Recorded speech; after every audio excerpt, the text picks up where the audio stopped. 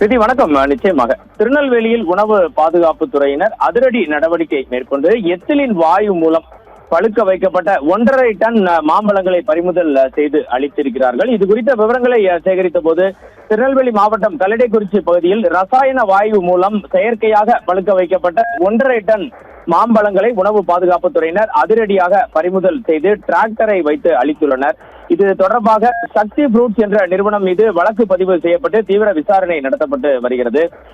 தற்போது மாம்பழ சீசன் தீவிரமடைந்துள்ள நிலையில் திருநெல்வேலி மாவட்டத்தின் பல்வேறு பகுதிகளில் செயற்கை முறையில் மாம்பழங்கள் பழுக்க வைக்கப்பட்டு விற்பனை செய்யப்படுவதாக உணவு பாதுகாப்பு துறைக்கு ரகசிய தகவல் கிடைக்கிறது.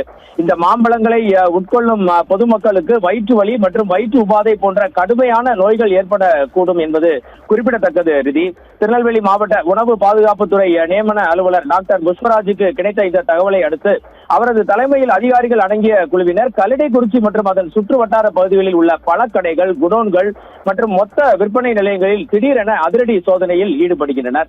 அப்போது அங்குள்ள ஒரு முக்கிய குடோனில் சக்தி ஃப்ரூட்ஸ் என்ற நிறுவனத்திற்கு சொந்தமான குடோன் என்று தெரிவிக்கப்படுகிறது. மனித உடலுக்கு தீங்கு விளைவிக்கக்கூடிய எத்திலின் வாயு மற்றும் ரசாயனங்களை பயன்படுத்தி அநியாயமாக மாம்பழங்கள் பழுக்க வைக்கப்பட்டு பொதுமக்களுக்கு விற்கப்படுவது கண்டுபிடிக்கப்படுகிறது. இதனைத் தொடர்ந்து அங்கு பதுக்கி வைக்கப்பட்டிருந்த சுமார் 1.5 டன் மாம்பழங்கள் 1500 கிலோ எடையுள்ள மாம்பழங்களை உணவு பாதுகாப்பு படையினர் உடனடியாக பறிமுதல் செய்தனர்.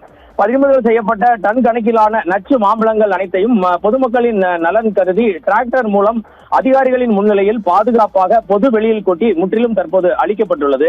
இந்த சம்பவம் குறித்து மாவட்ட உணவு பாதுகாப்புத்துறை அலுவலர் டாக்டர் புஷ்பராஜ் சத்தியம் தொலைக்காட்சியிடம் கூறுகையில், செயற்கை முறையில் எத்திலின் வாயு மூலம் மாம்பழங்களை பழுக்க வைத்து விற்பனை செய்த சம்பந்தப்பட்ட கடைக்காரர் மற்றும் மொத்த விற்பனையாளர் மீது உணவு பாதுகாப்பு சட்டத்தின் கீழ் வழக்கு பதிவு செய்யப்பட்டுள்ளது என்றார். இது குறித்து தீவிர விசாரணை முன்னெடுக்கப்பட்டு வருவதாகவும் தவறு செய்தவர்கள் மீது கடுமையான நடவடிக்கை எடுக்கப்படும் என்று கூறினார். பொதுமக்கள் தங்களின் ஆரோக்கியத்தில் அக்கறை காட்ட வேண்டும், செயற்கையாக பழுக்க வைக்கப்பட்ட பழங்களை வாங்கி பயன்படுத்துவதை தவிர்க்க வேண்டும். மேலும் மாவட்டம் முழுவதும் இதுபோன்ற சோதனைகள் தொடரும் என்றும் விதிமுறைகளை மீறி இதுபோன்ற மாம்பழங்களை விற்பனை செய்பவர்கள் மீது கடுமையான நடவடிக்கை மேற்கொள்ளப்படும் எனவும் தெரிவித்தார். ரிதி.